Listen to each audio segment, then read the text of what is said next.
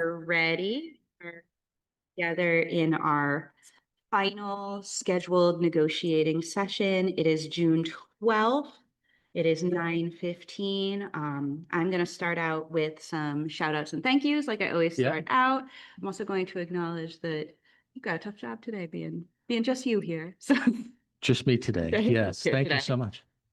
So some shout outs and some thank yous. We have had a really, really big week in the union, lots of union action, lots of union support. We want to shout out to all of not only our members who showed up for 2 rallies and a very, very long meeting yesterday, but also our retirees who showed up to all of those things. We have had 200 to 300 active members and retirees collectively over 3 actions this week, which is huge. We also want to give a shout out to the multiple media outlets who came out to report on those events, to our union siblings from many of our organizations in the community. So the UAW, the Cornell Graduate Student Union, Democratic Socialists of America, the ICSD Employees Association, all of those people who came out in solidarity. We want to thank our local legislative candidates who came out and offer our support to Jorge Di Fedini and Hannah Schvetz, who are running for Ithaca Common Council, as well as Iris Packman and Veronica Pilar, who are running for Tompkins County Legislature. And we want to let other candidates know that if you show up for us, we will show up for you. And we also want to make sure that we wish, in the past week, we've had a few birthdays, and as we've learned from our friend who helps us understand German culture, we don't wish people happy birthday before their birthday. We wish them happy birthday after their birthday. So happy birthday to our labor relations specialist, Tammy, and happy birthday to our union sister out of Horseheads, Dora Leland. And that is all of our shout outs. Do you have any shout outs? No, thank you. No, thank you all for being here. Okay, so moving into rules of the room for all people who are present and watching at home. This should be pretty simple rules of the room because we have a kind of smaller group today. But because we are negotiating during a school day, we do have to recognize that like bells will ring, announcements will be made. Students may randomly walk in the door and look and go, oh my God, and then they'll walk out. So we're going to just know that those things are going to happen and it's all okay. We're using our note passing procedure. Note takers, raise your hands, or note runners, raise your hands. Cool. We've got 4 note runners. Amazing. Caucus spaces, we were thinking that since all of our classrooms are being used and we don't want to affect teaching and learning, we were thinking that we would use this space to caucus. Sounds great. And that'll work. And then note takers, I know that Gretchen and Aurora are taking notes and that they have many hands helping them. Also want to give a big shout out to Susan Phillips, who is staffing, I guess, or moderating a WhatsApp chat along for all of our at work members and at home retirees who are watching from home so that they can all be connected as if they were in the room. We have some guests. I see at least one of our retirees and know that some of our retirees will be joining us soon. We've also invited Mike Johnson from NYSIT here to join us today. He is a local health insurance expert, and he is the labor relations specialist who works with the educational support professionals. So he knows our health insurance plan in ICSD and the retirees. Not the retirees, the substitutes. He knows our health insurance plan really, really well because he does that work as well. And we are expecting some representatives from ENV later today, right? Correct. Probably around 1:30. Okay. Hopefully not later than 1:30. Okay. Yep. Okay, so going through our agenda, just a quick orienting ourselves to what we're doing. The whole first section of review, there are still a number of tabled proposals. The ITA took a bunch of direct money asks, put them over to the side and said, we will think about what to do with those and talk about what to do with those once we have established a salary agreement. There are no ICSD proposals. Did you have anything that you wanted to table today? No, nothing to table. Okay, we have withdrawn nothing since we last met. No new withdrawals from you? Correct. Okay, so that brings us to our unresolved discussion items, and we are going to start with proposal 56, protections against outsourcing ITA work. It is on page 3 in your packet, and you'll notice that nothing has changed in the language since we last met.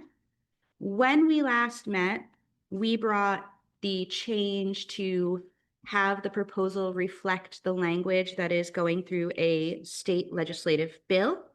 I connected with our legislative team at the state level. We believe that that bill should be moving into the agenda for the General Assembly to debate at the state level in the next day or two. So that bill is moving fast. We said last time that we want to wait and see what happens in the legislative session. Legislative session is scheduled to end on June 14th, but we know that sometimes scheduled to end is not when they actually end. What we are seeking at this moment is to continue waiting, but an agreement that if the session ends and there is not movement on that bill, that we can go back to negotiating that item. Is that okay? Well, I understand. I just want to maybe quickly do a quick shout out myself. My colleagues we are operating today, so they are available if I need them. But otherwise, I have full authority, obviously, as lead negotiator to hopefully settle us into a contract today. This is our final session that was self-imposed on a very aggressive agenda when we first started. And I just want to take a moment to thank everyone who has participated in this, from the note takers to the note runners to the note givers and all the guests that you brought to talk and share their stories. Some of them were very personal, and it couldn't have been easy to share them in a public forum like this to help inform us of their perspective on certain things. So thank you to all of them as well. We're going to hopefully try to narrow down today the great things I think we have done. There's a lot of things we've agreed to. We haven't actually written the tentative agreements, but we've agreed verbally here at the table. Someone rang a bell a few times. It's a strong contract. If we did nothing more, we made some really good progress, I think, to help teachers perform their craft and to make sure they have good benefits and stuff like that. So hopefully at the end of the day, we'll talk salary, and we'll keep in mind all the good things that we've done, and we'll try to land the plane. As in terms of what you're requesting for the MOU, the topic that we're discussing, AI, is probably going to affect all of our unions, including even some of our non-unionized employees. So the board would like to handle this globally in a board policy, which of course will start in the policy committee. Most likely there'll be public comment periods and back and forth discourse, I'm sure. So, the unions are anticipated to participate in that process. And that's what we'd like to leave it as, to treat it globally if necessary.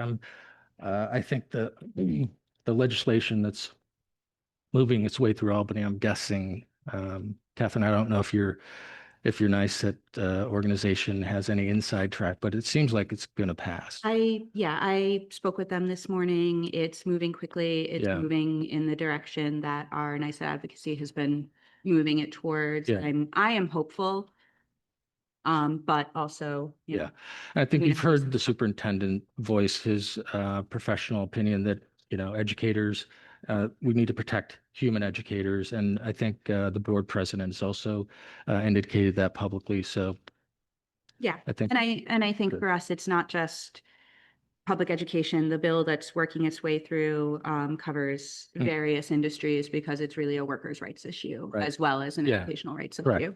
Yep. So I hear you saying that this is an issue that the board would be more comfortable working on a holistic Board of Ed policy on, and that we should still wait for legislative items. Is that a commitment that the board is seeking to make policy on this? Because the thing that I'm hesitant about is a verbal, the board wants to, but then this doesn't pass and then the board doesn't, and then we're left without the protections.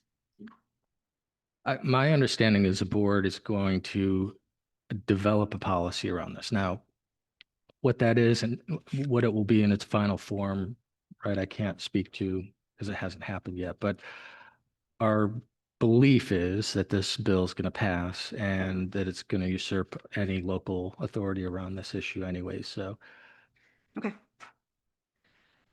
Okay, moving on to our next topic. We brought proposal 46 around secondary department leadership. I know that Zach wanted to consider making some revisions to it.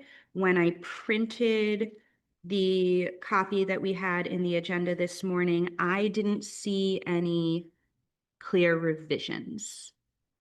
yeah, we're still gathering information from our administrators, but one thing has clearly come to our attention is that adding AIS into the department leadership department language will increase FTE by 0.8 across the four secondary schools because it will almost certainly be 0.2 release.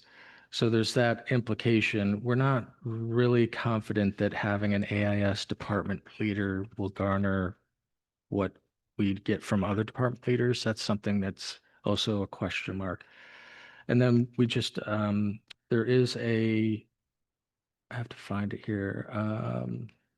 Oh, the language in B as a boy, um, alterations greater than 5 minutes must be negotiated. I think we agreed at the table last time to change negotiated It's to reviewed. reviewed. Yep, we did. Okay. Okay, so my thoughts are pulling back to the big picture. What is the problem we are trying to solve? It's what I always use to orient what we're doing. We are trying to build a school district that we can recruit people. And once we've invested in the recruitment and training of those people, they want to stay. Now, I know that it seems like one department, AIS, is minor.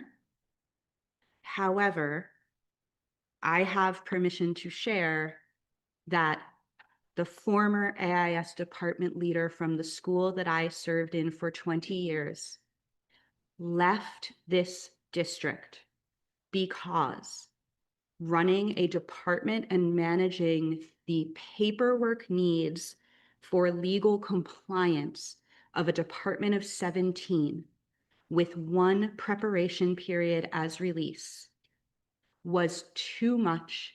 It did not retain her. She left because the work that she was expected to do did not manage the time that she was given to do that work. That is essentially asking for a little bit of extra release for 3 individual people. So I'm just putting that out there that what we're asking for is a small thing for 3 people that makes a really big deal to 3 people and the departments that they support. I'm curious too. I don't know if there's any department leaders here.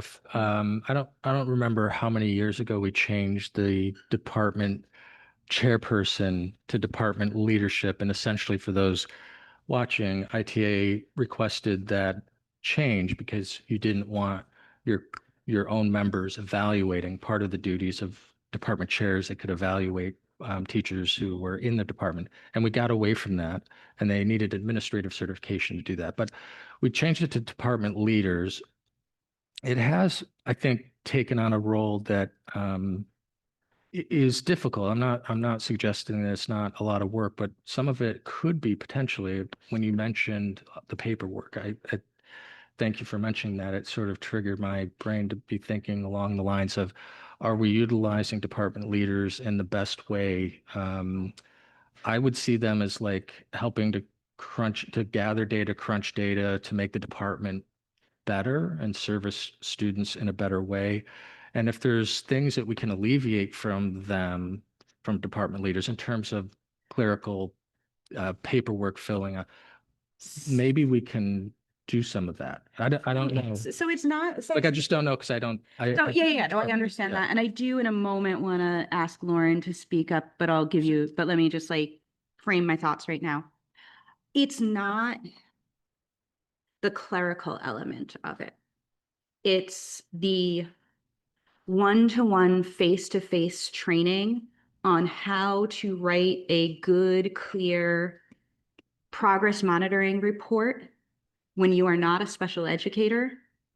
It is the training and support because basically the way in our school that our AIS services were provided were we would make a master schedule based on the student need. We would put people teaching the areas that they're certified in. And then we'd often have people who would have 4 sections. So 4 sections of science, 4 sections of social studies. They needed a 5th section.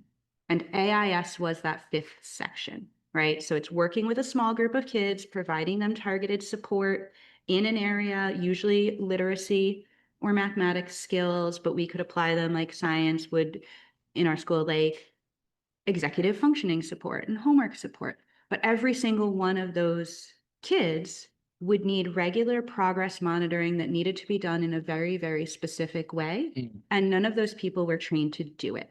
The person who was trained to do it and the person who was able to support them was the department leader. The department leader became responsible for, did everybody write their reports? Did they write them on time? Did they write them well, or do they need revision? And then are they ready to send? And then that in our school, they would then be responsible, them and the assistant for AIS, that position has since been dissolved. That was a TA position that we no longer have. So the clerical help is already gone. They would have to print those reports.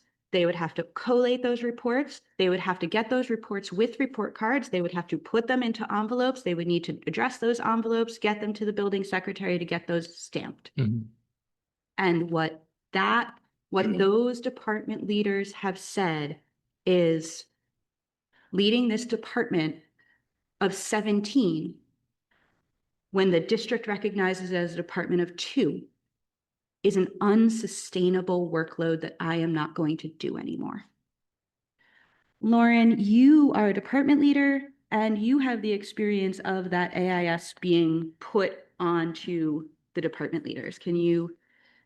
I've heard you talk about it. So. Right. So it ends up being this like trickle up piece where we don't at IHS anyway have the structures that the middle schools were trying to make work, that I can say as an educator and as a parent were really effective and really thorough and well thought out and took very good care of early intervention measures for kids.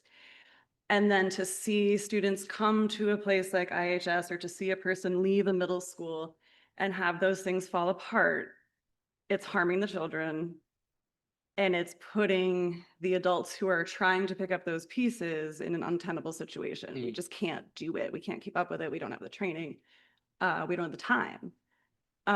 So I think that having a more collaborative AIS department leader, right, who has that distinction and has a schedule that matches up with the department leaders otherwise, and thus then allows for that level of collaboration, recognizing too that our AIS FTE needs per department are that like one section, right? We're rounding somebody's FTE to their 1.0.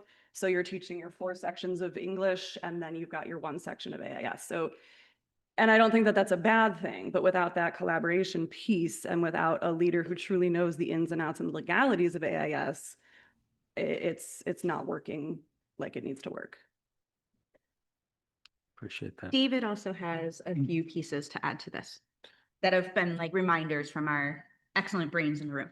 Sure, just speaking more broadly to department leaders as a group of folks. I heard you talking about department chair versus department leader, the old language, right, where we use the department chair as an observer, but Right. that becomes moot with 3012E, Becomes what? moot, right, with the new, with 3012E. You know, I agree. I agree. Like that's. I agree with the change. It was That's a no longer positive. like a thing Yeah. we need to like maintain or worry about, like, so that part's there. But also just speaking to the department leaders as pivotal in our, right now we are hiring folks that are not certified because we need to fill those positions, which means those department leaders are doing extra work to make sure that those folks without teaching experience are able to provide the best experience for our students in the classroom, which means they need a lot more behind the scenes coaching and training and talking through lesson planning and how do you work with students with difficulties, right? They know their material, but the profession itself, that's the other place where department leaders really fill in our gaps. Okay. I appreciate that. I think maybe if we can, let me restart. The conversation around stuffing envelopes and stuff like that. I feel like we should do a bit of an audit to try to determine those duties can be taken away from teachers should not have to do that. In fact, I think in another part of your contract, it says, you know, those type of duties are supposed to be minimal. Because they for will be minimized. Yeah. We have been talking with many of our members who are asking, what does it mean to be minimized when I have to do this, and Yeah, this? So I think that an audit of those tasks Yeah. is And a really good idea. And also recognizing that our union siblings in the employees association are going to be the ones to do that, and looking at the, like, if we're not, someone has to do it, it will likely be members of the EA who already have complex, challenging jobs with Yep. lots and lots of responsibilities as well. So it's always challenging to shift labor from one unit to another without that unit being here to represent their interests. Agreed. Yeah, also, we don't Yeah. have a clear definition in that language. It says to shift clerical tasks, but clerical is a pretty ambiguous adjective. right, and we've seen pushback from building leaders about what they are willing, what is defined as clerical, Yeah. right? And yeah, again, squirrely definition. Well, why don't we commit then to, with the agreement to this language, let's also commit, not, it doesn't have to be in the contract, obviously, to collaborate on strengthening department leader duties so that what they're doing, what they're spending their time and energy and expertise on helps students the most. And like stuffing envelopes is probably not a value added. So Yeah, so I'm hearing tentative agreement on this as written, and then a note, because we already have tentative agreement to look at the duties and responsibilities of our department leaders as part of our APPR revision. So and David's going to be leading our APPR revision efforts. So for him to make a note that APPR revision should include a clerical duties audit.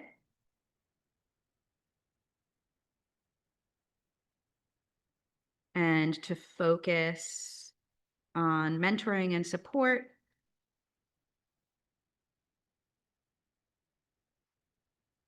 rather than clerical work. Got it. And my awesome colleagues who just let me bring them into the table, I appreciate you so much. And if someone wants to text them and let them know that, please do so. Okay, that moves us along. We are bringing back a topic that we talked about a few weeks ago. I'm going to ask Molly to come on down to join David here, and I'm going to ask Brian to work on getting Molly and David's presentation. A couple weeks ago, we submitted a proposal to release the cap on tuition waivers for teachers' children to attend the ICSD. And there was some question over whether or not this was a negotiations item or a board policy item. So David and Molly and a crew of our small subcommittee of our CAT went to the school board. Presented the presentation that we're going to show to the school board and got some answers from the school board. And just as a clarifying, we didn't end up presenting the presentation. We sent it, but then went more of the conversational route. Yeah, but we did keep that same presentation. So this is the presentation that they saw, but that wasn't officially presented. So this is the first time people watching the whole function of the ICSD will actually see it. Right. Yes. Cool. Yeah, Just working on signing the Zoom. sure. Yeah, we started with just a soft ask to the board for clarification. We didn't think we needed the whole, Okay. I was in another meeting at the Yeah, time, no. so. by all means, though, we did make sure to share it all with our board members, so they have all seen this information.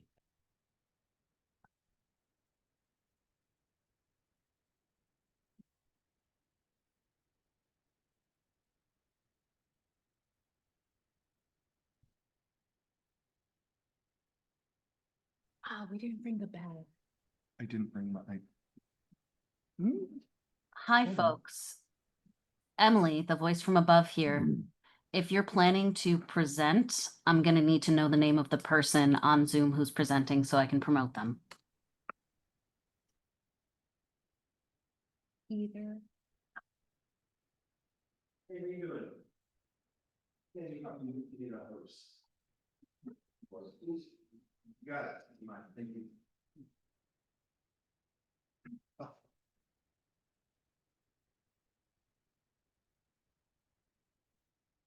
This.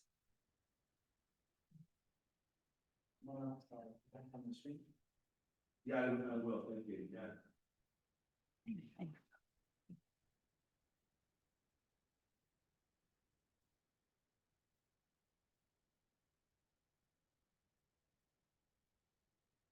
I see our presentation on iPads, step in the right direction, not yet up here. Brian Goodman's connecting. I don't know. Yes. Yes. So I can just listen.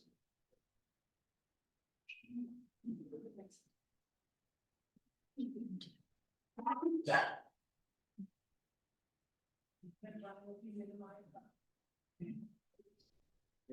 sure.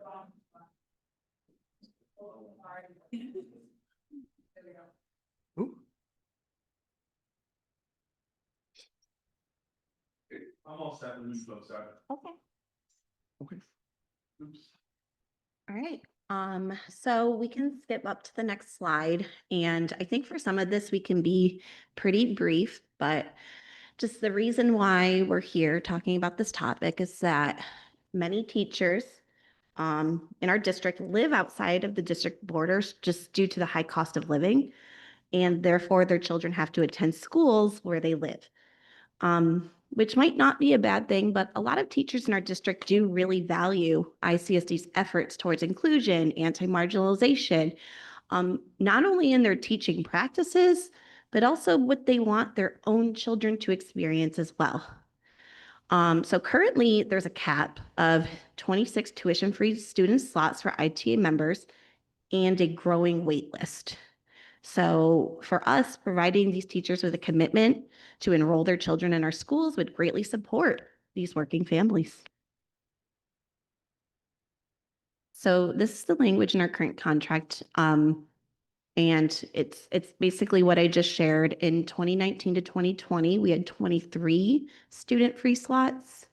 In 2022-2023 school year, it was bumped up to 26 tuition-free slots, with the caveat that those students would not displace any ICSD teachers. Students, yep. Or teachers either, you know. Go to the next one, Brian. So this is our proposal that we have for our new contract. That what we're asking is that children of teachers may enroll in ICSD tuition-free, provided that they don't displace students, not teachers, and create undue hardship on the district. And what we're asking is also that this open enrollment procedure will be in effect for these students and that there's no cap on the number. So the last time we came to the table about this was on May 8th. And I just wanted to, I went back and listened and captured what Dr. Brown said. So you can go ahead and read it, but to summarize, what he responded, how he responded was that he didn't want to entertain the proposal at the moment.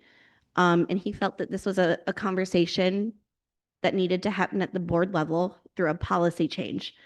And it's something that he stated he wasn't willing to engage with as part of our contract negotiations, but willing to engage through the board.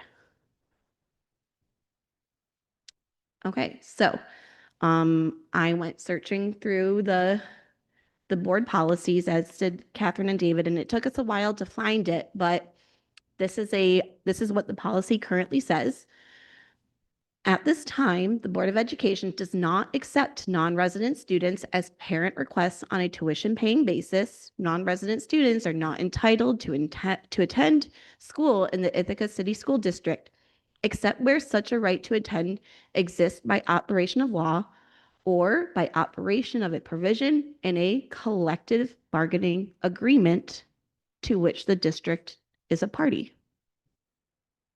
Okay, so I'll let you take this one over. Yeah, that seems perfectly fair. So we approached the board at their most recent policy committee just to make sure that we were understanding correctly, right? That was the case, right? We heard one thing about we can't collectively bargain this. We asked the board, hey, what is your take on this policy? Are we reading it correctly? And it was a yes and, right? This is something that both can be addressed at the policy level, but what is within our right as part of our collective bargaining to negotiate. We were assured that the board would talk to the district to remind them of their stance on this. So I'm hoping that happened, but here we are. Yeah. It's also worth noting too that the board members did have an understanding that there was still this older policy in place where with the cap that we have, it doesn't mean like if, let's say 35 children were able, if there were 35 children of ITA members who wanted to attend schools, that they could all attend and that the members were splitting the cost of the difference, and that's no longer the case. So I know that seemed like a little bit of a surprise to the board members, that there was just this very hard limit of 26 kids. So we were interested in seeing how we compare to surrounding school districts. And the reason why we wanted to look at that is because we know that one of the things that we're really working against is our retention crisis and teachers moving to other districts to teach there for various reasons. So I believe we looked at Lansing, Cortland, and Dryden with the help of some folks who did some research for us. So this comes from the Lansing Central School District. They have language in this both in their teacher contract and in their Board of Ed policy. And both their teacher contract and their Board of Ed policy states that children of non-resident members will be no charge to the bargaining unit member. And essentially that there's just this open door policy for teachers' children to attend that school district. All right, and now we have Dryden. Their teacher contract.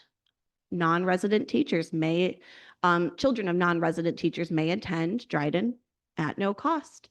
They also have Board of Ed policy that states that with that, let's see, I'm reading through it again really quick. Yeah, I think it's just similarly an open door policy. Lather, rinse, and repeat as needed.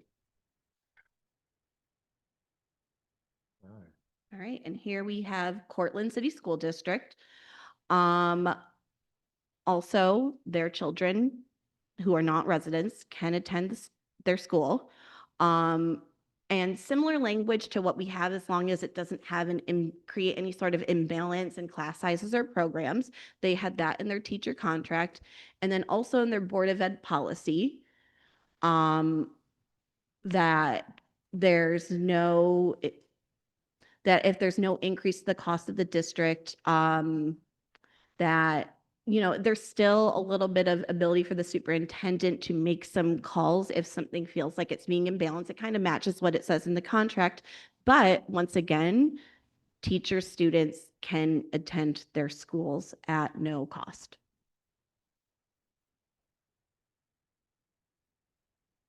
So we also have a few different summarized stories from different members about why we're fighting for this. And I think it paints 3 different pictures of what has happened to members in our district. I'll read it.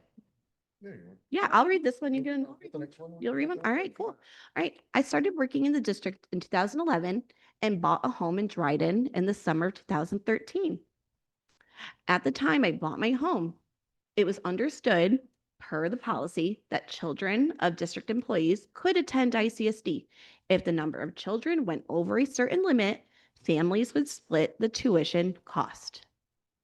That all changed after I had twins. The policy shifted to a cap on how many staff children could enroll. With 3 kids, I wasn't willing to risk a situation where only 1 or 2 got in while the others didn't. So I made the decision to keep them in Dryden. Since then, I've watched colleagues leave the district because of this policy. I've seen others take on extra jobs or scramble to try to move into the district just so their kids could attend ICSD. But the reality is, housing within the district isn't affordable on a teacher salary.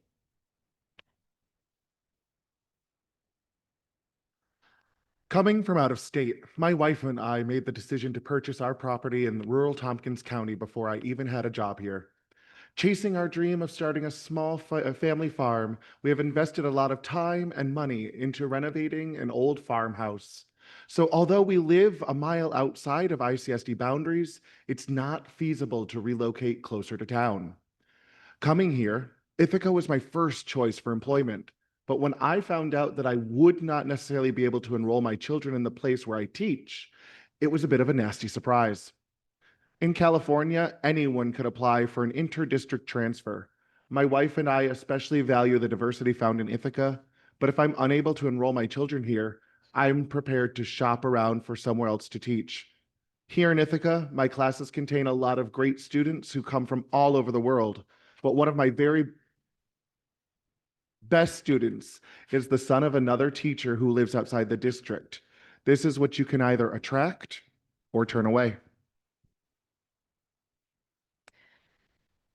Since the day I was hired in Ithaca, I knew I wanted my children to attend school here. I strongly believe in the mission and values that ICSD stands for and offers. When searching for a home, my wife and I quickly learned that our combined salary would not come close to affording us a house in the Ithaca City School District. We settled on a home outside the district with no guarantee that our children would be able to attend Ithaca because of the enrollment cap for teachers. We were very lucky to receive one of the very last spots available the year my oldest was starting kindergarten. We have enjoyed seeing the connections our child has made along with the education she's received in the last 2 years. It also means a lot that she gets to come to school with me every day, as I did with my mother, who was also a teacher. Unfortunately, our second child has not secured one of the 26 spots, and therefore they are starting pre-K in our home district this fall. We hope they will secure a spot here for kindergarten, but the unknown feels unsettling to us as parents. We're looking ahead for when our third child begins school, still with no guarantee. The thought of having our children split between 2 different districts that work on different calendars and schedules is just not feasible. I'm conflicted on whether continuing to teach here makes sense if I cannot have all my kids attend the school where I teach. Although I truly believe in the values ICSD has put forth and hope all my kids have the opportunity to be a part of it.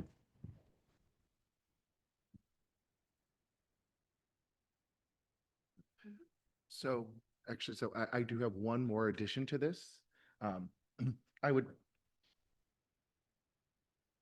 going to get to that one in a second, but I would feel remiss to have invited our retirees and then not offer their expertise where they have it and their insights. So Eileen, would you like to come down to speak to this? Perfect. Awesome. I'm going to have you come down so we can get you on the mic. Yeah. I know. Yeah. Oh, I mean, I can bring a mic closer to you. We'll just have to do it a little audio style, right? That's okay. That way our home audience can follow. Don't hear teacher voice really well. That's okay. We can work this. Here you are, Eileen.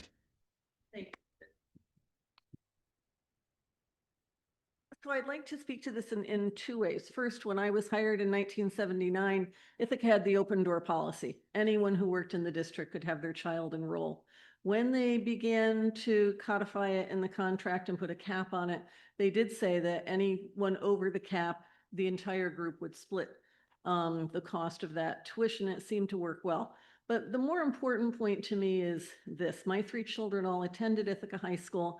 And with that, you got an unpaid chaperone who put a lot of time and effort unpaid into going to one daughter's track and cross country meets.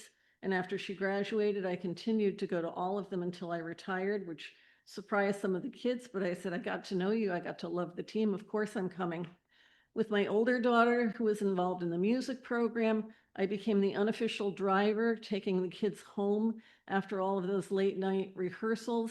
And with my son, who was part of the brain team when they went to nationals, along with another teacher, Helen Pearl, we drove the team to Washington and back, all of this unpaid. So when you have teachers whose children are in the district, you're really getting two for the price of one. You're getting a lot of unpaid work, and it builds community. I got to know many students so much more. I could speak to them in the hallways and outside of the classroom with what they were doing. They recognized what we were contributing to that. And in contrast, my colleague with whom I shared a classroom, whom I loved and adored, lived and taught in a school outside the district. And the minute she could leave, she went back to that district to be the chaperone for her children, to go to her children's games. It's a whole different ball game when you are a teacher who has children in the district. It's so enriching to the entire school, and I really urge you to go back to that open door policy. It's so beneficial. Thank you. Thank you so much, Eileen. We appreciate you and your history and insight that you can bring to this. We know that exactly what Eileen was talking about is something that the district values. You presented it in a proposal around professional duties, that being part of the community events of the school community is something that you would like to see us do more. When we are growing our families in other communities because we cannot afford to live in this one, and I can think back to Meg Hulbert talking about the INHS begging for something to be done with our salaries so that Ithaca City School District teachers are not using INHS housing services. We cannot afford to buy houses in this district that could get our kids to be resident students, which means if our kids are in other school districts, we cannot fully invest into this community. The problem that we are trying to solve is, how do we recruit people and how do we keep them here? And the ways that we recruit them and keep them here is by supporting them being able to grow their families. Our young teachers coming into their career, a big part of the reason why we choose teaching is because teaching is supposed to be a profession where you can care for other people's kids and care for your own kids at the same time. And in order to recruit and retain people here in supporting their growing families, being able to bring your kids to work with you is a really important lever that we can pull. Thank you. done. No, thank you very much. Thank you for all that information. It's excellent information. I don't see on the agenda the actual proposed link. It's the same. It has not changed at all, but Brian, can you, Slide. it's on the slide, so you can read it. Is it in a prior agenda too? Yeah. If you can tell me, I got the other ones. Yeah, we can figure out what agenda it's on, but the entire proposal is release the cap, provided that the kids don't displace and cause undue hardship by Yeah. altering FTE. Okay. I know it's only 10 o'clock, but I'm guessing that we might break for lunch at some point, and I'll take this back to a caucus with folks and come back. Do you want to like lump your caucus, or do you want to like take this? Because we can be here all day. We've all taken the whole day. I know that the next thing that's happening in this building is board meetings this evening. We can be here until then. So if it's easier to take them, you tell us what you want to do. If I understand the question, I think it'd be easier for me to have one caucus. Okay. Everything done then. Thanks. Okay. So let's see. Just so you know where it is. I'm gonna go grab some hard copies of this. You're gonna go grab. Oh, that'd be Do you have it? I just printed it, yeah. The actual proposal? The 21 for release. I don't cap. remember the. Yeah. Thank you. Great. Should I leave this up to the folks at home to reference what we're proposing? Or is that not necessary? It's probably not necessary right now because we're going to come back to it at a later time if that's what you're asking. Yeah. Yeah. I do also want to remind folks, because I don't know how many people are board conversation nerds who remember things in the same way that I do, but I remember years ago, part of the conversation around why the paying extra went away. And in some ways, the policy of the board and the way that it's written in the contract, the Teachers Association does get to control kind of how this happens. We do have that right. But the conversations that happened around the time of this board policy shift that then shifted some of the ITA practices were really around the cost to educate a child who does not have an IEP against the cost of educating a child who does have an IEP, and how there is a significant difference in those costs, and how if we were going to charge tuition, how would we determine what the appropriate tuition on a collective body of students is when the costs could be drastically different. And I remember sitting in that room. I was not a veteran teacher in the same way that I am right now. I did not have the experience to be able to say something doesn't feel right here. But I remember conversations along the lines of, well, why wouldn't the ITA take all the IEP kids and call them the free ones and only split the cost of the ones who don't have IEPs? Those were the conversations that were had around this policy when this policy changed. And I really greatly appreciate the board that we have sitting in their seats today, who listened to our team and said, yeah, this is an outdated policy and this is not in keeping with who we are and who we want to be. On May 8th, I know this is weird. I took out my notes. Okay. I believe that it's just- Oh, thank you. Thank And you so much. just printed some copies, so. I knew it had to have been within the last month because we needed to make the June 2nd policy meeting. Lauren, are those copies of it? Thank you. Okay. Okay, so that brings us to proposal 19, the proposal. Thank you, Molly. I'll give you a second. Great. Thank you, Lauren. Perfect. So that brings us to proposal 19 around leaves of absence, including parental leave.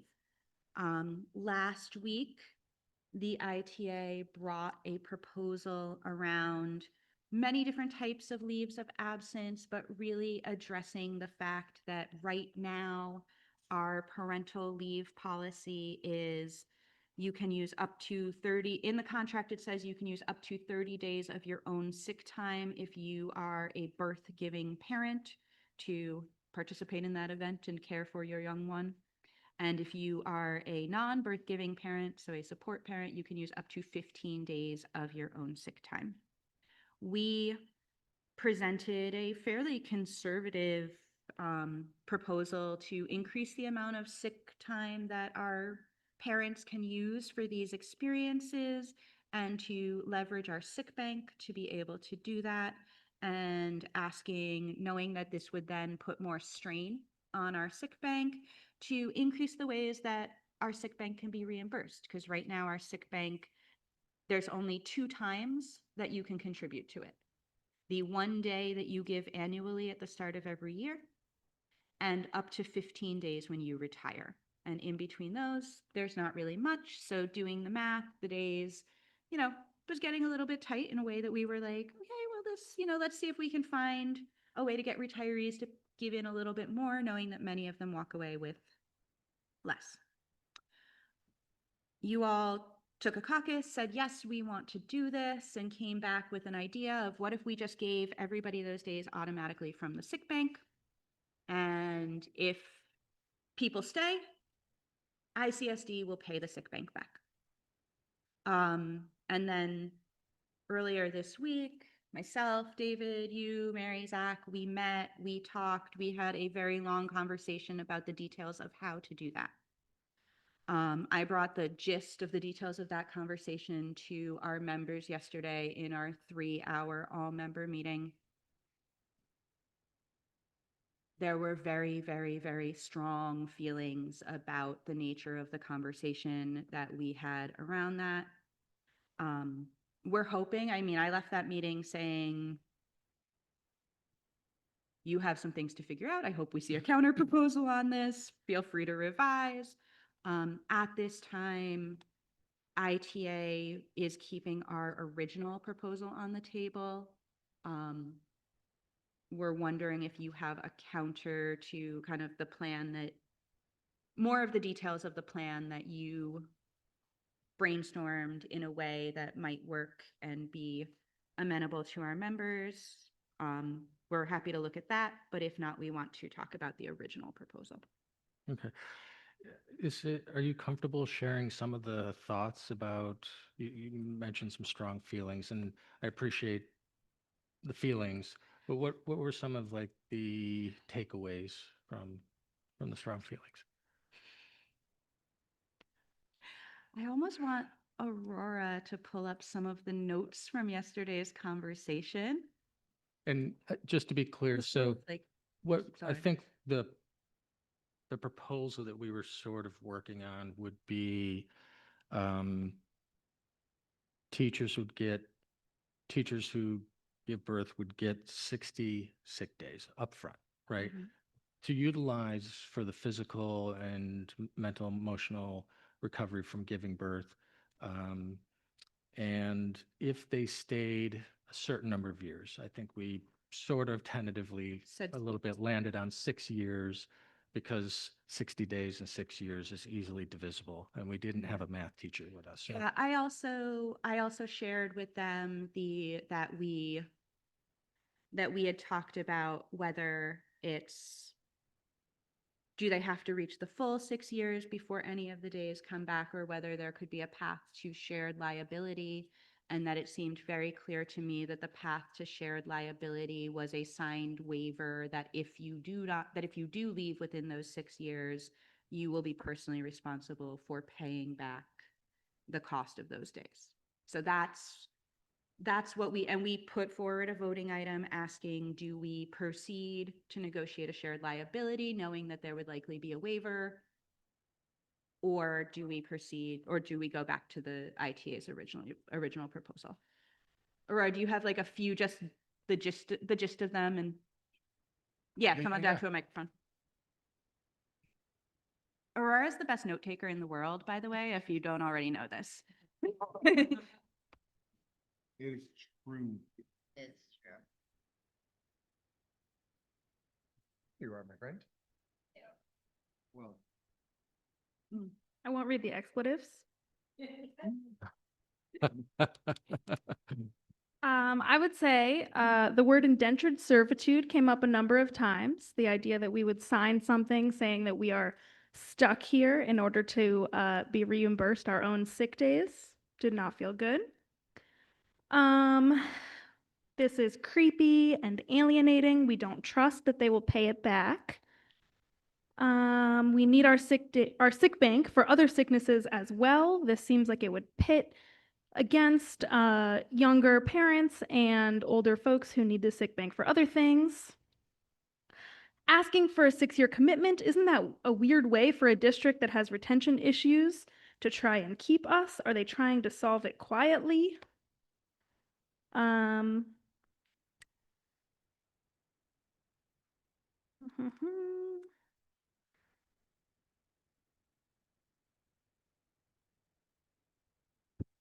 are the main vibes. Mainly the indentured servitude, I think. Nobody wants to stay here because they're forced to stay here. We should try and make it a great place to work, and that's why people should want to stay, not because they signed away, you know, when they had their firstborn child. There's just a vibe there that our members did not like. And Aurora, can you pull up the voting statistics on that one? Yeah, so 81% of our members voted to return to our proposal on increased sick bank use after exhausting your days. So we use our own days, and then if members don't have enough of their own sick days, then we as the ITA get to facilitate the sick bank use and not trust that the district will reimburse us, especially given their data issues, which we've made abundantly clear this negotiations season.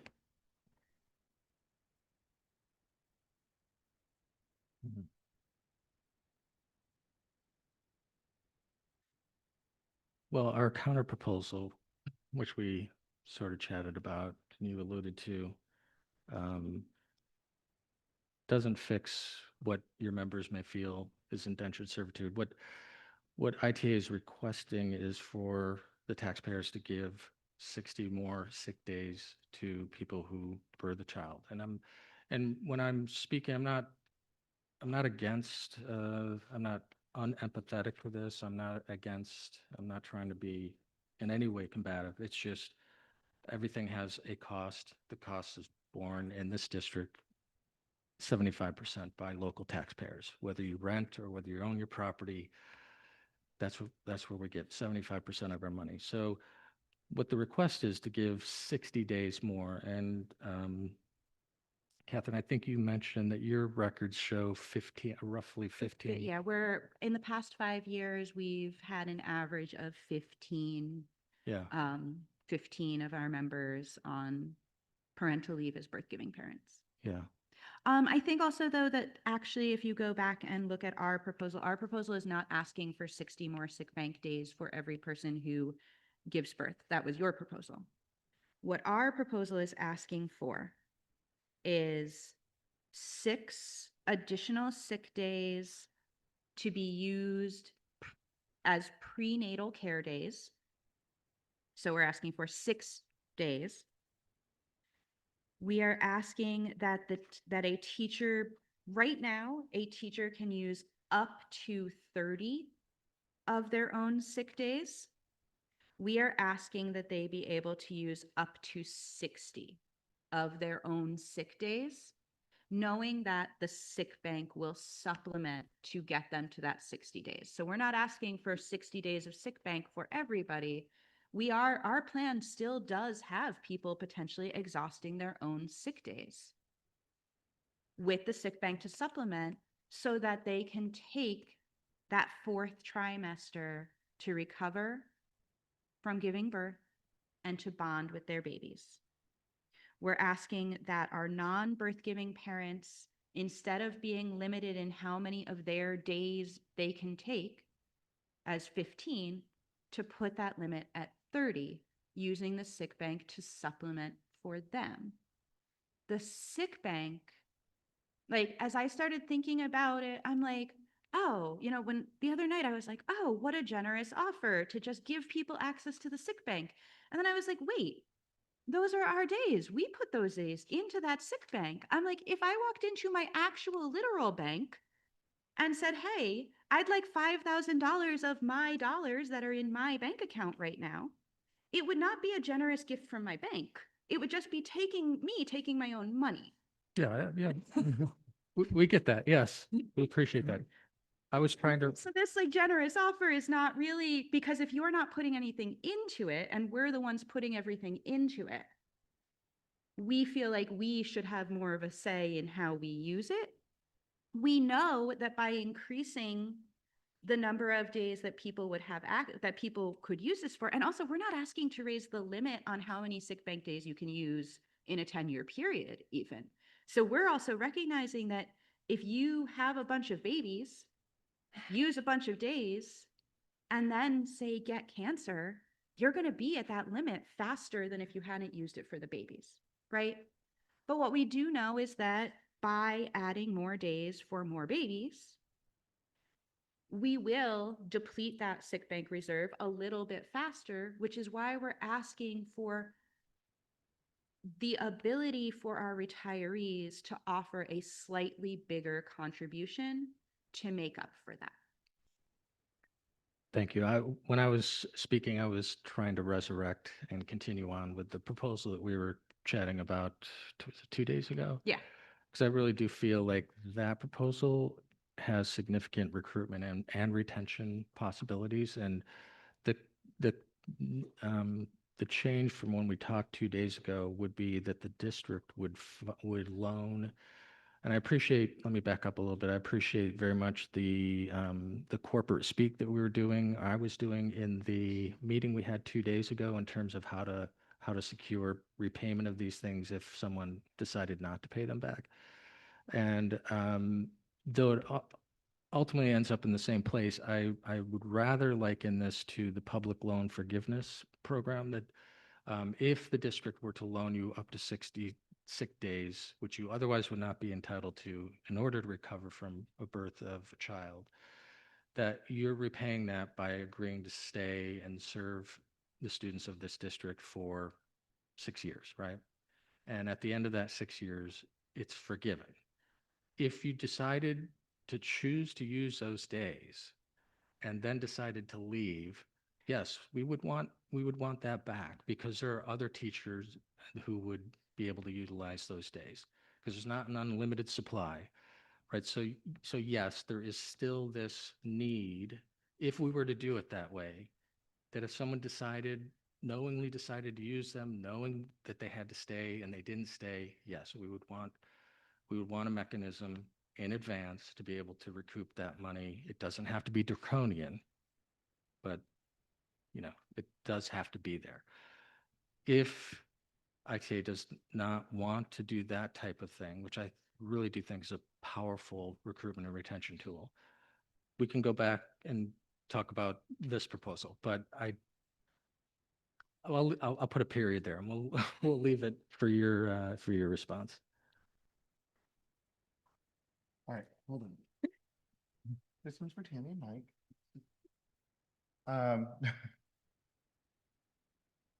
Y'all think about that for a second. Go for it. Just gathering all the notes. Yeah, no, that's fine.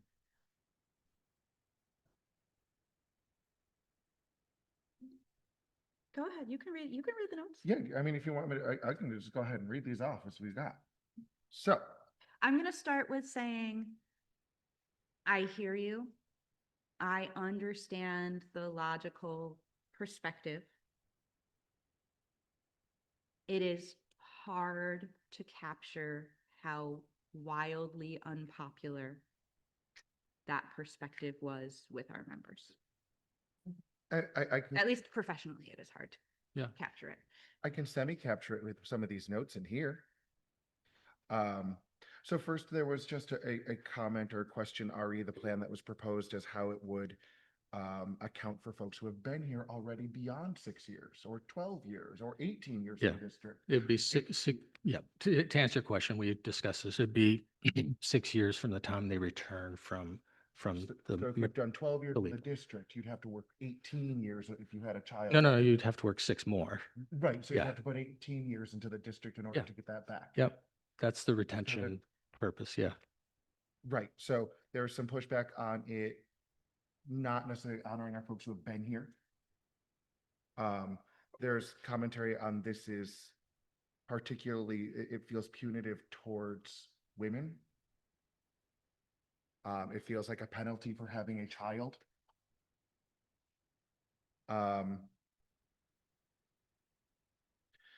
Things happen with a family, and this puts a particularly large financial burden on especially women. If I have 3 children, does that mean I then need to serve another 18 years?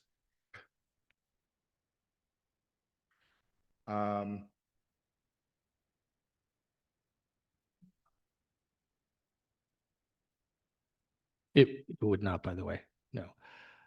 So I think that, let's see. And I'm just getting a comment from, this is a very different world than what used to exist for some folks who previously worked in the district and no longer do. Yep. And I just want to remind that we are working towards solving the problem of how do we recruit and retain educators in the ICSD amidst a local, state, and national labor shortage in the teaching sector. We know that in the public sector, paid parental leave in New York State is becoming the norm. So if you are a young person trying to choose a lifelong career who has an intent or even a possibility that you might someday have an intent to grow a family, a profession that offers paid parental leave and significantly more money in wages compared to a low-paid profession that does not offer parental leave, that requires a very expensive master's degree, that there's a student loan forgiveness program from our federal government that people have been repeatedly screwed by, a pension system in our state that is now saying 40 years of service before you are eligible for a fraction of what people before you were eligible for. Why would anybody choose to become a public school teacher? We are in a different time. In order to recruit new teachers to our school district, we all have a responsibility to recruit new teachers to our profession. And our members have been very, very clear that having children should not require you to sign a contract with your employer that you will not leave because you had them.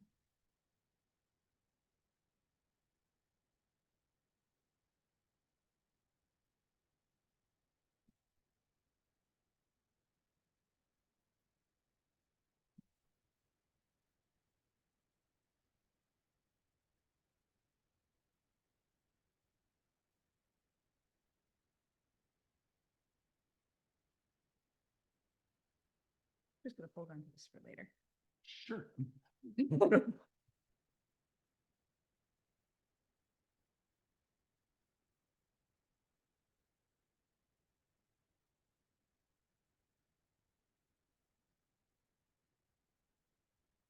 Move on. Yeah,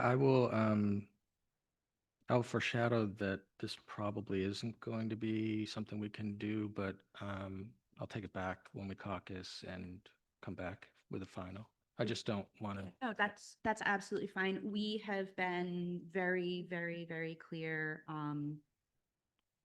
that our members that we need a overall package with salary and benefits that support a variety of things, and supporting working families is one of those things that we cannot reach an agreement on if we cannot reach an agreement. In here, and it probably seems like maybe, are we getting close to lunch? No, we're not. No. Even. I'm so hungry. What are we at, period 2, 3? Yep. Okay. So you put forward a health insurance proposal seeking to maintain health benefits with the current proportional funding. However, ICSD does seek the November 1st to November 20th as the open enrollment period. We have already agreed to that piece. And in retirement and upon reaching Medicare eligibility, teachers who are participating in the district's retiree health insurance shall be covered by the district's Medicare plan, removing the word supplemental from that is equal to or better than the group health coverage plan that was in place when in active service. As part of our 3-hour meeting yesterday with our members and retirees, I presented a possible counter proposal to address domestic partners and retiree insurance. At this time, the will of our members is we are not interested in increasing the liability for our retirees. We are rejecting this proposal. I can also bring Aurora down to tell you why if you want. If you want to know what the people said. Oh, thank you. Are they both gluten-free? That one's gluten-free for sure. Thank you. You guys are the best. This is gluten-free as long as oats are gluten-free. They are. It's really up to you if you.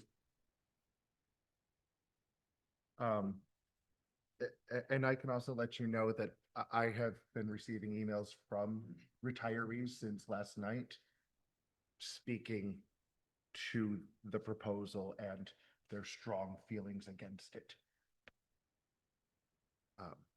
And I really want to thank those retirees who have taken the opportunity to reach out and help me better understand this situation that will affect all of us, right? Because we are all future retirees.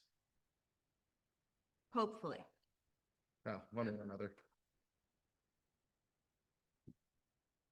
I wonder if maybe Eileen should, I mean, the best speeches in my notes are from Eileen, so I wonder if we want her to do a summary first? No? Yes, and. Yes, and? Okay. Can you bring Eileen the microphone? Yeah, I'm bringing you the mic. It's 10:30, we have time. Okay.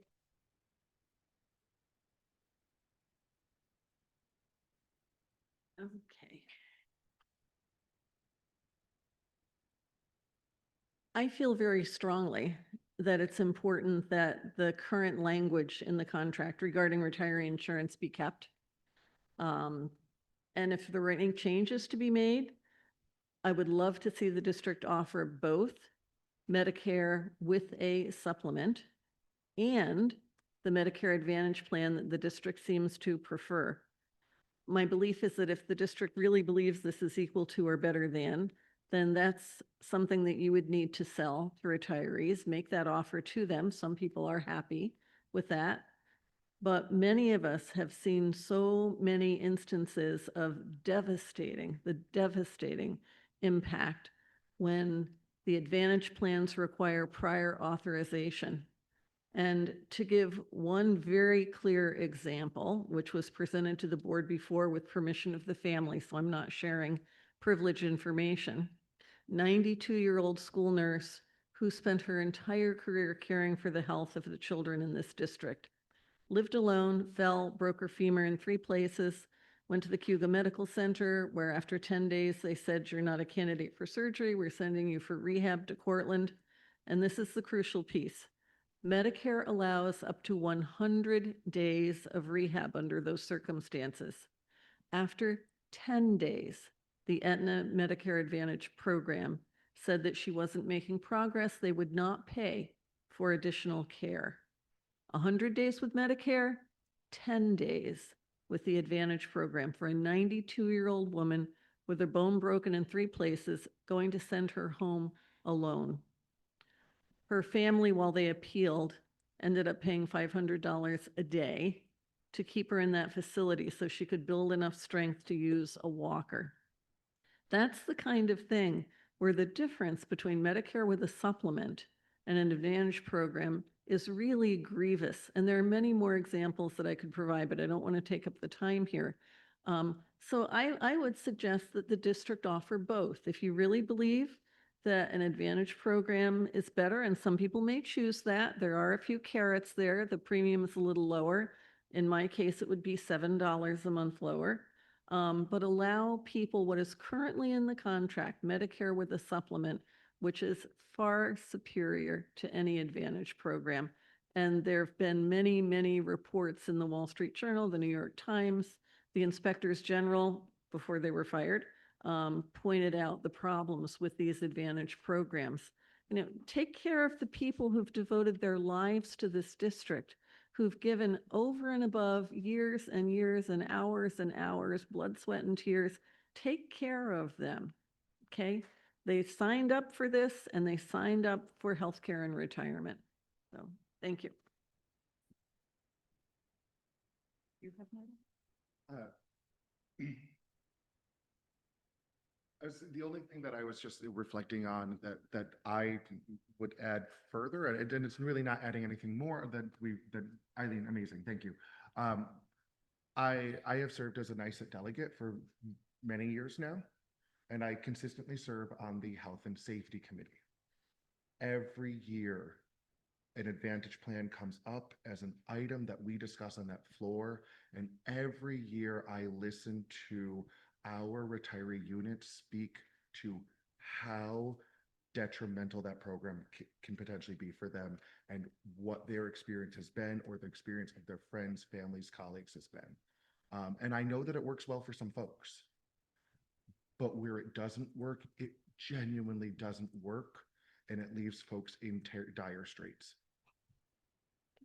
Go ahead. All right, so I'm just going to share a few comments from the voting meeting last night. This is from a retiree. Even local retirees like me are disserved by Aetna. Yes, they will pay for a gym membership and help you with the cost of glasses, but you will have to get approved for all sorts of things, especially expensive things like a lung transplant, and they have to be approved before you can get treatment.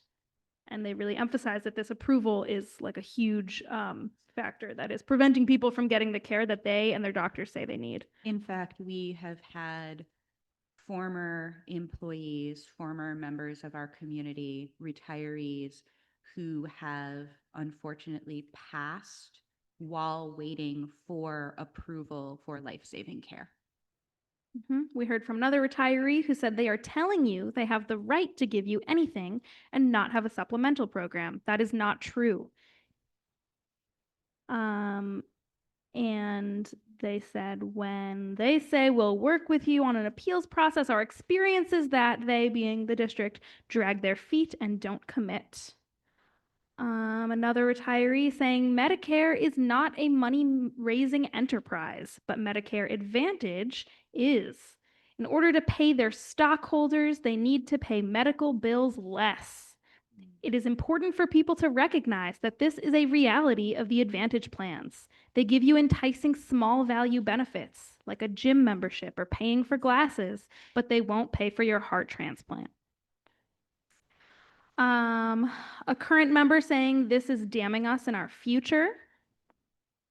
And that was the general consensus, was that if we want to retain teachers, we don't make them sign away 6 years of their life because they had a child. We entice them with great benefits, including after retirement. So that is what we would like, are great benefits, not signing away 6 years of our lives because we chose to have a baby. And I will say that this vote, 88% voted no on even considering the option that you're asking for. And there were actually a number of people who voted yes who meant to vote no because the wording was a little confusing. So I would say it was more like 90 to 93% voting against this adamantly. And I'll just say again, the vibe, we're not feeling a culture of love. We're not feeling valued and respected. The lack of your colleagues here today, the like last minute trying to pull things over on us, that's not how you keep teachers. It's not working. It feels bad. I also, from those conversations that we've had, it's hard to, I understand because I've spent 2.5 years trying to understand this health insurance question. And while I understand that when you look at the paper rider of the one plan compared to the Blue Cross Blue Shield plan, I understand that when it says like, we cover this and we cover this and we cover this and we cover this and they're equal, that it looks equal to or better than. However, when you move in retirement to a state where there is not a single medical professional in your state who accepts a Medicare Advantage plan, and you need to travel out of state to even see a doctor who will see you, that is not equal to or better than. The service may be comparable on paper, but in our perspective, if the experience is not equal to or better than the experience that you left, then it is not equal to or better than. And just from our gallery today, if it helps you really understand, I mean, Aurora brought up the Medicare being for profit thing, and I could speak for days about the medical industrial complex in this country and how tying your healthcare to employment is morally bankrupt. And I could go off, and I won't, but I will say that Advantage plans are for-profit healthcare, and we feel very strongly that our lives and our bodies are not for sale, and that the district should not be pushing us into a plan that puts our bodies and our lives for sale.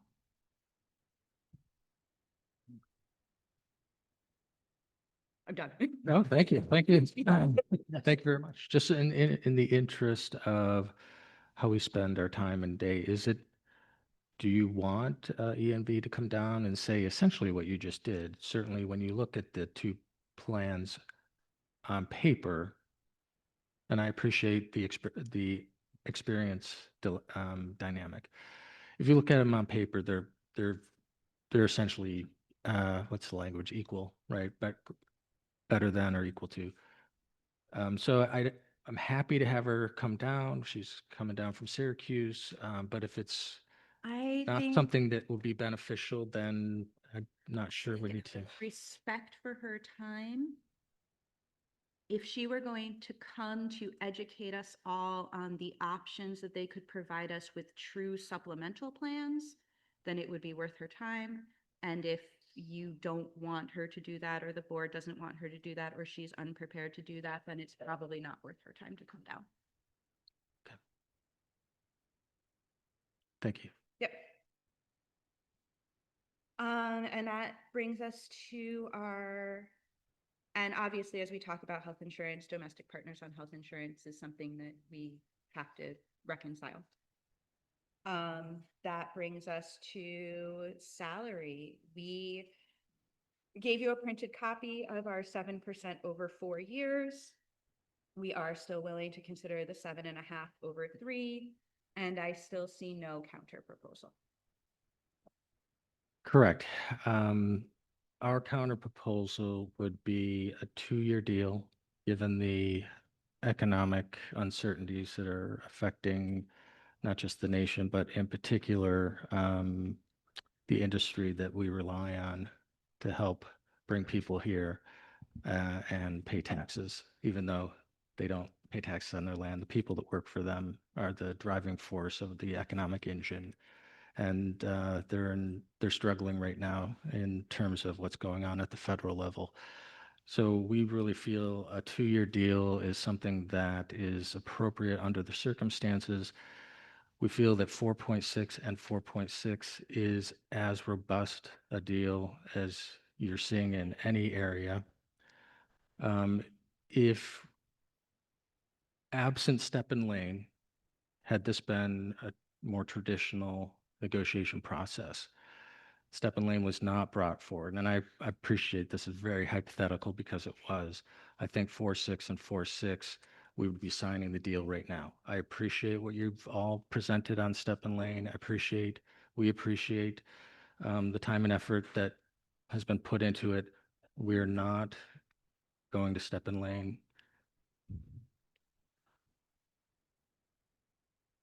And but we do still feel that 4.6 and 4.6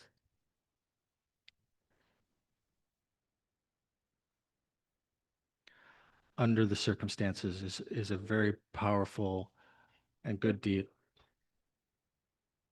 Just take a break.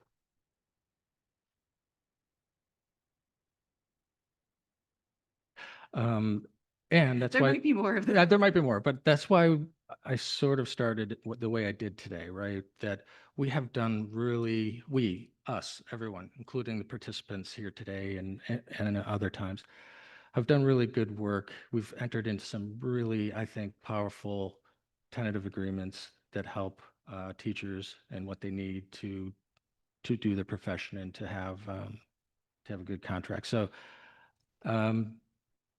there's where we're at. Okay, so I just want to make sure that I heard you correctly because there were a few announcements. So I heard you say earlier that you came in here with the intent to ratify a comprehensive tentative agreement today, and that the salary counter proposal that is not on paper yet, It's not what? not on paper yet. So I'm just kind No, of like it's what pretty you're, simple. It's 4.6 and 4.6 and the tentative agreements that we've entered into so far. that there, wait. So what I'm hearing is that the counter proposal is a 2-year deal at 4.6 and 4.6 and absolutely no entertainment of a Step and Lane. Is that correct? Correct. Okay, so we have tentatively agreed to 25 tentative agreements. Every single one of those is basically a working conditions agreement. We have a teacher retention crisis. We have a teacher recruitment crisis. In order to support the full experience of being a teacher, there are 3 key things that we need to work for. If we are going to solve this problem, we need to improve working conditions. We need a salary that recruits and retains, that is competitive, attractive, predictable, and incentivizing. And I hear you say that we made it complicated for asking for a thing, but the thing is, in January, we asked for the thing that all of our colleagues around us have. It is not complicated. I didn't say. And we need benefits that support working families, that support you throughout your entire career, and that deliver on the promise for retirees that is made. So while I do appreciate that we have made great strides in possibly improving the working conditions, 2 of those 3 factors are unresolved. And that is where we are. I think it's probably good that we all caucus. I don't know what time, I don't even know what time, how much time we need to caucus. It's 10:40. I know it's 10:42. 10:45, half hour, Full hour? full hour, 1 hour.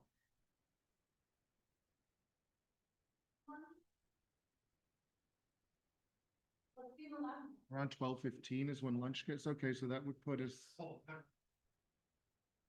Yeah. Oh, yeah, I'm leaving that.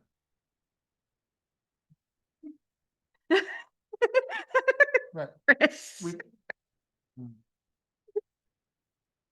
So what if can we do a half hour of caucus, come back at 11:15? That gives us 1 hour to come back and do some more negotiating before our lunch at 12:15. Okay. Does that Okay. work? I think that'll work. Yeah. Okay, thank you. Cool with Thanks. that, Elk? Yeah, okay.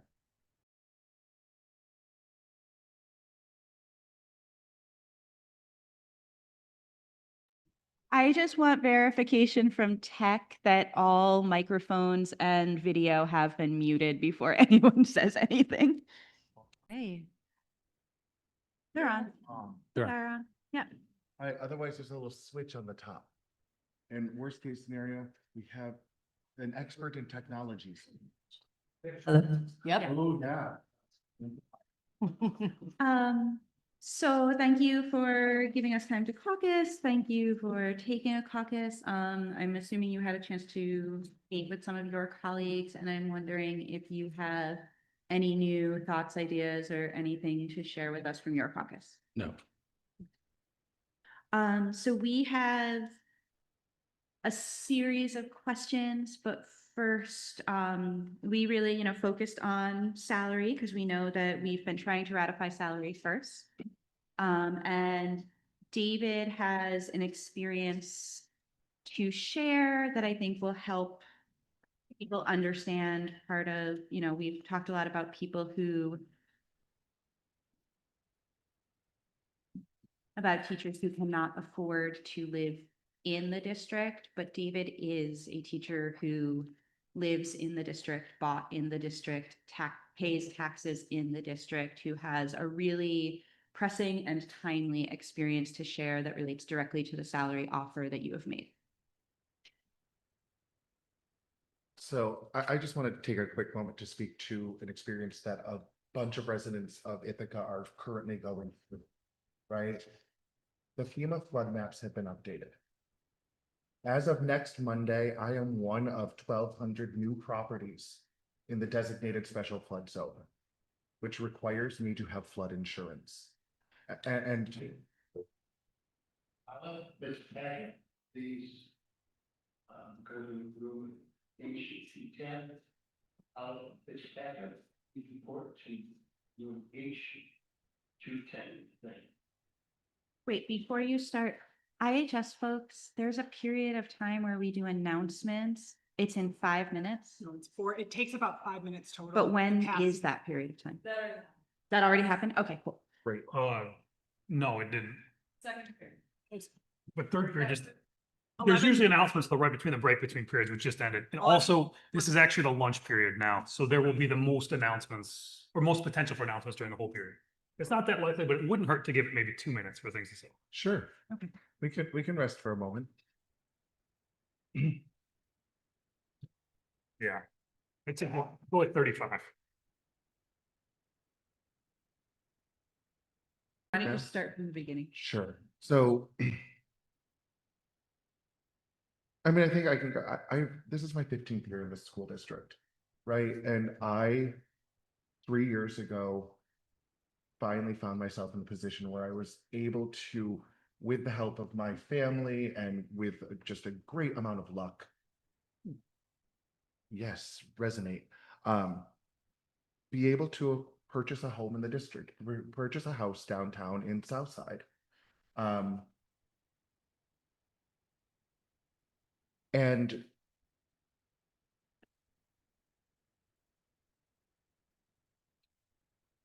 oh, right, and that's true, right? And the only reason I was able to actually do it is because I borrowed against my retirement pension, right? I borrowed my retirement savings were what enabled me to actually do it. I am paying back my retirement in order to afford my home, and I had a day earlier this year where I heard the news that I was now going to be in a flood zone. And I had to be sent home because I was inconsolable. Because my dream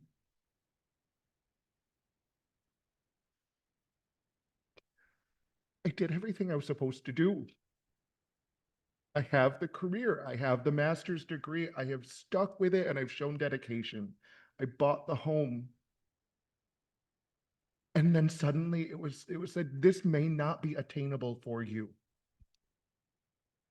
I am one of those 1,200 properties in the area of Ithaca, which notably is majority minority. The district's offer at 4.6%, given my current salary, means I make less money next year than I do this year because I am required to have that insurance. Sure.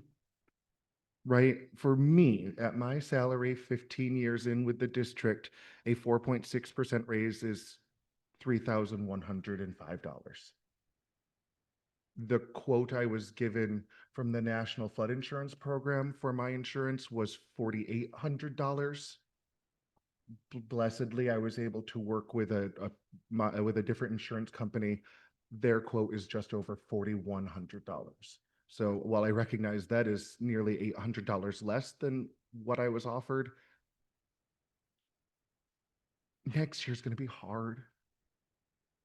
And I find myself in the untenable situation of saying, can I afford to keep my home? Can I do this? Can I live here? Can I stay here? And I know I'm not the only one. I know my colleagues who I have as neighbors. I know that this impacts our folks. And I know that that's not a result of what the school district does, but the school district is my employer. They are my lifeline. They are what it is through my career that I'm able to do this. And I've never been filled with more doubt and anxiety. There we go. That's my experience.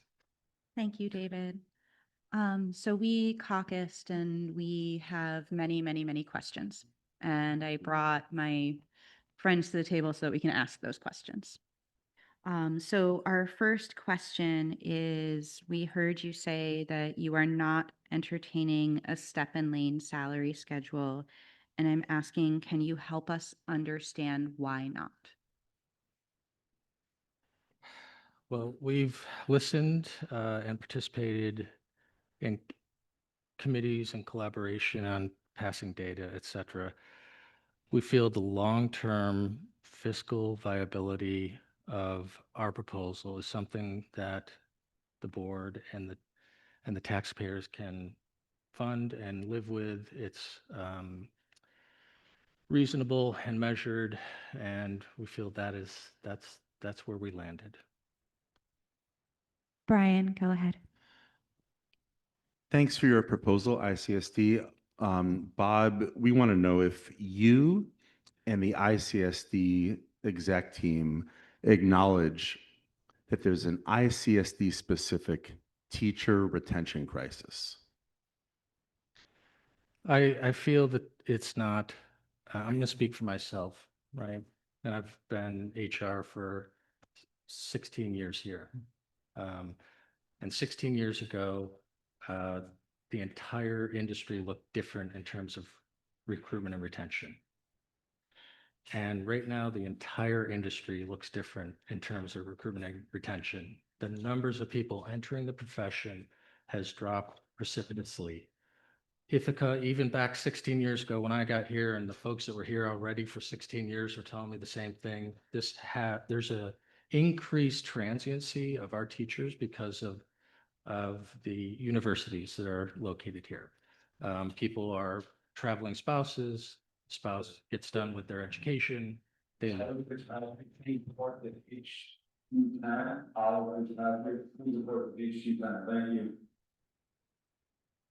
is this the long one or? Yes, the whole period is the lunch period, so they're likely to be sporadic announcements during. Okay. Till 12:15. So I feel like the numbers nationally, numbers regionally, numbers at the state level have all been difficult. And Ithaca is no exception, except to the extent that we probably were always a little higher than the rest of the region, the rest of the state, given the transiency that we see, just as a result of where we are. As a follow-up, would you disagree with our presented data that we've presented, I think, maybe since the first or second negotiation session, which is we've shown that our data is higher than national and state for folks leaving. And we've shown that it's been specifically recently. So it wasn't 10 years ago, it was not higher significantly than the state and national average. And I guess I'm asking, would you refute that? Well, I'm not in a position to refute data that I didn't generate, so I will take it at your word that you did the background and that the data is what you say it is. I don't believe that Ithaca is losing teachers at a higher rate. You know, as statistics go, these things will ebb and flow. So whether we're in an ebbing or a flowing, but over time, I think we're pretty consistent in terms of teacher retention, teacher leaving, and with the caveat that, yes, I think even 16 years ago, even 10 years ago, we have more people leaving because of the nature of the business that helps generate this community, which is the Cornell and Ithaca College. So we do have greater transiency. I've had union presidents say that to me. Catherine's nodding her head in agreement. That does add to the increased losses here. I appreciate hearing your perspective. Thanks, Bob. You're welcome.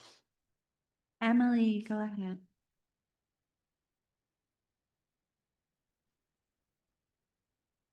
How does your proposal address low salary among our mid-career and veteran teachers?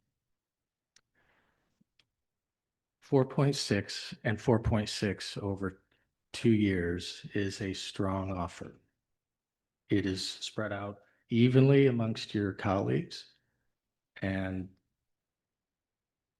you know, that's where we're at. I can't answer your question other than to say 4.6 and 4.6 is a strong offer. Chris, go ahead. Hey, the district's current counteroffer this morning of 2 years at 4.6% and no step and lane system. Under this counter proposal, can you explain how it would address the systematic leapfrogging that we have brought up?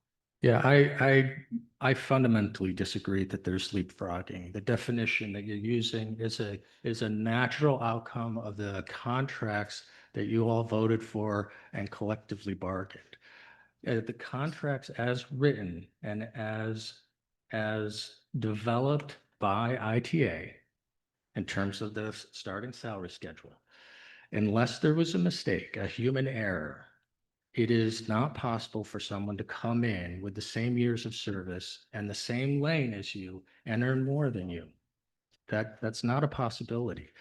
It is possible that if you come in at step 0, lane 0, and you remain on lane 0 for 16 years, which we have a number of teachers who have, and I'm not judging. You can't remain on lane 0 and have a master's degree? I'm not, some didn't. There's a No, lot of teachers, no.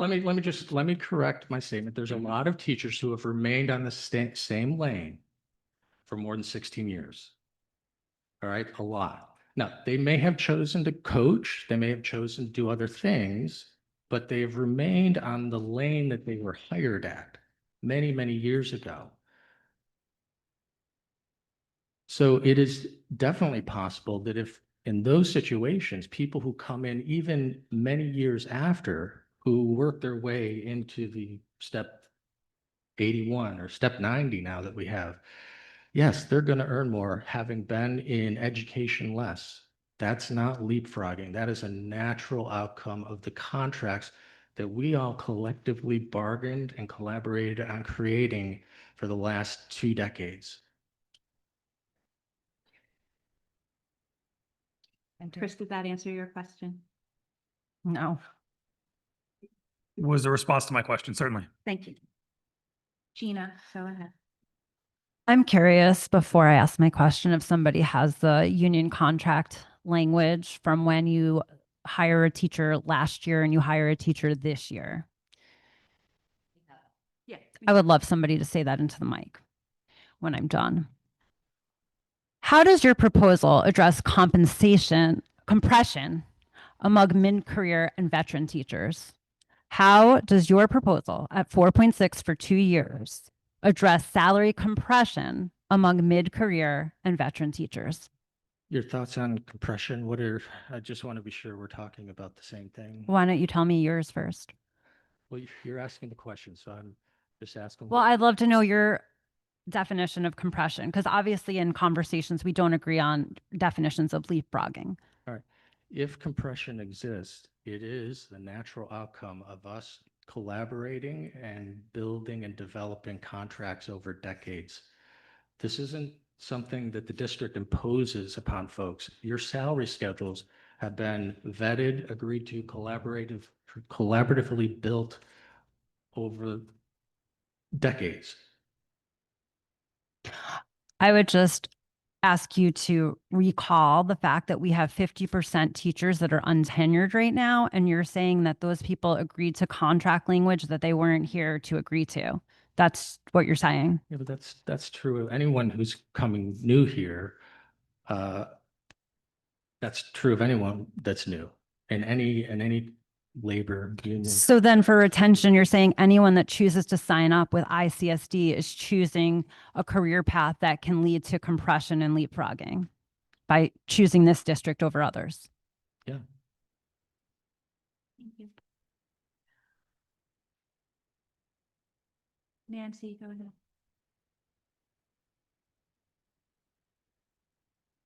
Hi, Bob. Hi. I just wanted to make a note, so I'll ask my question, but I just had a note about Gina's question, because I think she was asking, and I just want to remember so we can ask it later. I think she was asking, how do you propose to solve the problem, not what is your take on the origin of the problem? I'm not sure what your definition of the problem is. That's what I'm asking. Compression. I understand that, but what does that mean? So, Oh, go ahead. Did you want to answer that, or should I go yeah, ahead with so my question? the other day, Brian and Chris presented a number of slides, and actually, can you hand me this? Where's my Gary Larry slide? Okay. Remember Gary Larry, but the salary compression might be those green slides where we talk about. Oh, well, there's two things. Yeah, that's true. Yeah. So Yeah, feel free to address the leapfrog issue as well. let's keep it on the one topic. Okay, so salary compression. We have a couple things that have happened. One example that we have is recent from the last year. So last year, a new teacher who entered with 0 years experience and 0 credits made the starting salary for that teacher was $51,241. When that teacher, we call him Gary, earned his 4% raise, the same raise that everyone else got. Yeah. His new salary this year was $53,291. He has a year of experience. He still has no credits, but he has a year of experience. He got a raise. But the problem is that Larry, who was hired this year, who came in with 0 years of experience and 0 credits, so just like Gary had a year before, came in on a starting salary grid, and his salary is $53,291. Yeah. Now, Gary's salary his second year in the district is $53,291. Larry's salary, his first year in the district, is $53,291. There is no difference. They're the same number. Right. As you and I discussed a few days ago, there's an error in the most recent salary hiring schedule that both parties, if we are able to reach an agreement here, we will enter into a phase where we reduce everything to writing. And both parties will have the obligation and liabilities to go through with a fine-tooth comb, make sure there's no errors and that there are no, that everything reduced to writing is what we agreed to. Let me just finish, please. Yeah. So during that process, the last time around, we had 6 years worth. It was an unprecedented contract that we all agreed to do for 6 years. So we had 6 starting salary schedules. I think what happened is that we reviewed the first 2 and saw that the algorithm was correct. So here's the algorithm. The starting salary schedule, right? If the raise is 4%, that starting salary schedule goes up by 4%. And then there's a predetermined amount of money that's pulled back out of it. Sometimes it's 350, sometimes it's 600. It's whatever the parties agree to. And primarily the district doesn't care about it because it's just like, how much do you want to pull out? What that pullout does is it makes it an impossibility for what you just said to happen. So in the final year of the salary schedule, the one that just got done, there was no pullout. So that's why that happened. What is a pullout? So no, I understand. Don't worry about it. So here's my question. So is your vision that Larry, the new hire who was overpaid, should pay back the overpayment, or that Gary, who didn't get paid more, should get some sort of bonus to fit? Like, how do you, because you have to I'm fix saying it to neither. say that they can't get the same. I'm saying neither. The person who moved up a year got what he thought he was going to get, which was 4% raise. The person who came in got what, if they looked at the contract, got what they thought they were going to get when they signed on to come here. The error was on both of us because we, as you know, we spend an extensive amount of time going over these things before we sign the contracts once we settle. And it missed both of our teams. So I'm not sure that is something that is fixable. I'm not sure it should be fixed because both of those people got what they bargained for. The fact that they currently earn the same amount of money is not necessarily a problem that needs to be fixed. Thank you. Thank you. Nope. Thank you. Nancy, you had a different question. I did, yes. So my question is about your offer of a 4.6% increase without a step and lane salary schedule. I was thinking about what you said about living in a college town and the increased transiency, which would then indicate a need for an even more robust recruitment plan and retention plan to offset those factors. So how does your offer of a 2-year 4.6 without the salary schedule, step and lane salary schedule, how do you use that as a tool for recruitment? I think that we, in a way, have a lane. We certainly have a lane system. We've always had a lane system, right? So people come here, they start on the starting salary schedule, which looks exactly like a lane system, step and lane, right? But once they get their raise, they're off from that schedule, and they're essentially charting their own course. They can chart their own course by taking as many professional development opportunities or college credits as they can, as quickly as they can, to move across the lane system, right? And they get $600. Currently, the lane system is $600 each lane they move across. The annual raises are set by this process, which is, the last time we did it, we had 6 years worth of annual raises that were negotiated and agreed to. So, the step and lane system, even if you had it, that also has to be negotiated at the end of the contract. The only thing the step and lane system does is if the parties don't agree to a contract at this time of year and you go into the next year, people will move down the step by 1, right? Which is only partial raise that they would have gotten had the parties flipped to a new salary schedule, right? Because when you look at the salary schedule, you start on this year, you're at step 00, you just got hired. Next year, It's not that you move down one step on that salary schedule.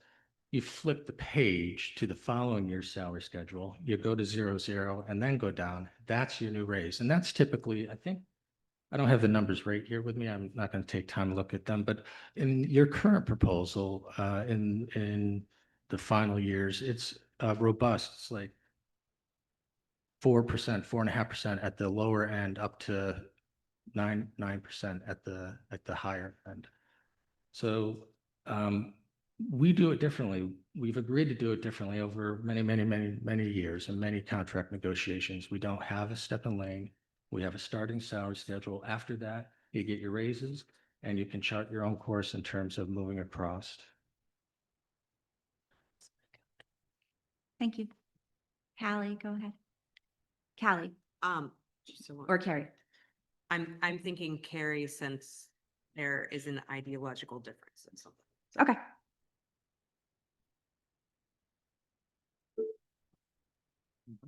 Or it is. Well, please come to the welcome center. Please come to the welcome center. Thank you.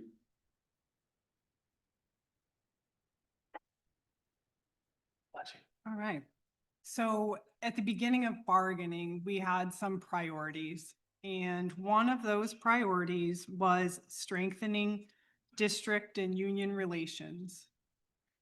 And I know we've spent time here at the table, and we all would really like to strengthen those relations.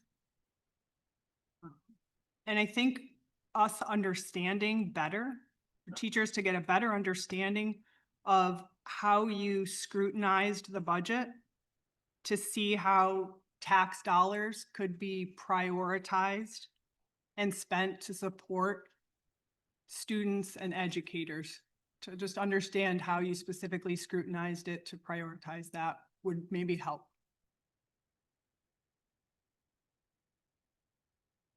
There's not enough time here today to go into how it's a year-long budget process. We presented budget presentations to finance committees. We've done it at full board meetings. We go out in public to talk about it. You know, I think that we try to push as much money as we can into teaching and learning in this district. We spend a lot of money in this district on a lot of things to help support what we do for students. We have, and I talk about this not to pit one group against the other, because right, we're all on this together, and yet we are grouped differently. So there are 4 other unions whose jobs are really critical to helping us all help children learn and grow. So we try to push as much money as we can into all of those unions. We try to do it in a fair and equitable way, and we try to balance the burden. Remember that at a minimum, 75% of all of our money comes from local taxpayers. And I pay them.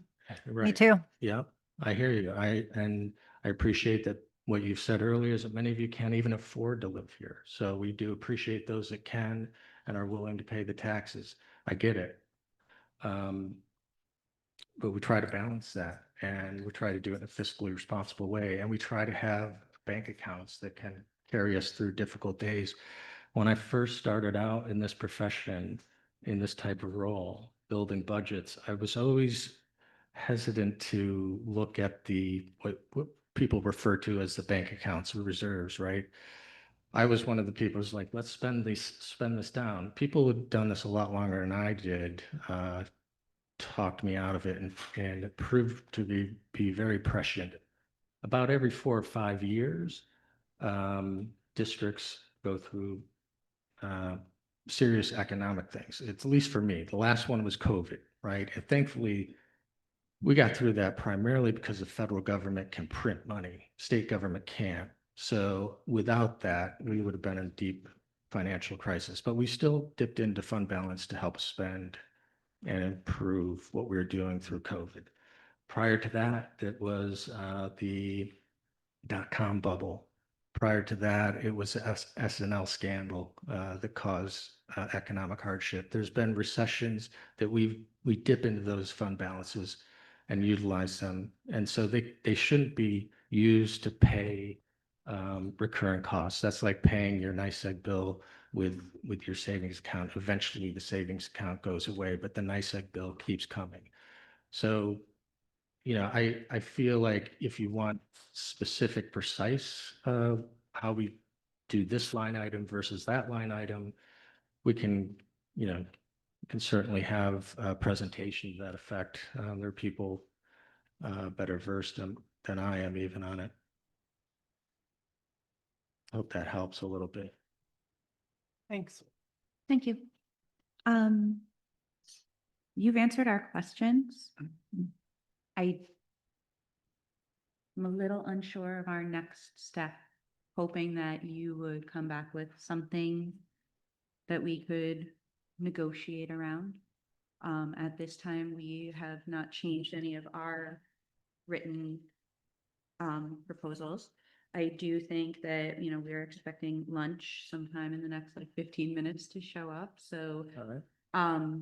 does it make sense to take a long lunch and resume this conversation this afternoon? If you're asking, will we come back with different offers? We will not.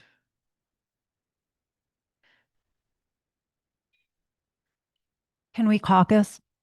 Yeah, we would have lunch and a caucus. So yeah, why don't we? But can we do it like now, 5 minutes before? No, 5 minutes is not going to be sufficient. It's 12:03. Yeah, we're gonna break for lunch. We're gonna do something that teachers don't usually do. We're gonna take an hour. All right. Twice the lunch, everybody. right. That sounds right. amazing. So actually, it's 12, what, 12:04? Yeah, let's come back at like 1:15. 1:15. Sounds great. Thank you, everybody. Bye. Awesome. Okay. Welcome back. Right. Often.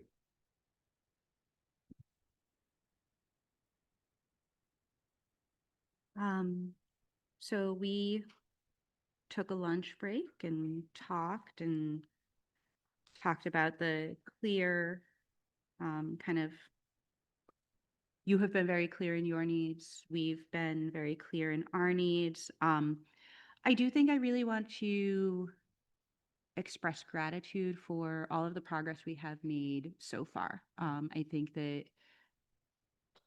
we are on the road to a very supportive contract that will really do right by kids and do right by educators. At this time, because of just the way time works and the way that school years work, Yeah. I am going to recommend that we pause our negotiations, and that we take time to talk with our members, you take time to talk with your colleagues, that we all take the summer to reflect, to review the videos, to realign our priorities, and we would like to come back to the table, unpause in September. Can we get does that sound reasonable? Yeah, I certainly, the feeling is mutual. I'm very sincere and the district negotiating team is very sincere. We've made a lot of really good progress based on a very collaborative effort, both here at the table and when we're meeting in committee. So we very much appreciate that and look forward to maybe continuing to talk during the summer in terms of data exchanges and stuff like that, and see what we can do when we come back in September. Okay. All right. We would feel really comfortable to put a first date on the calendar now so that we know what we're working towards. I will feel less comfortable, but I will, we'll take a look, yeah. So Tammy is available and pretty open in the week of September 15th through 19th.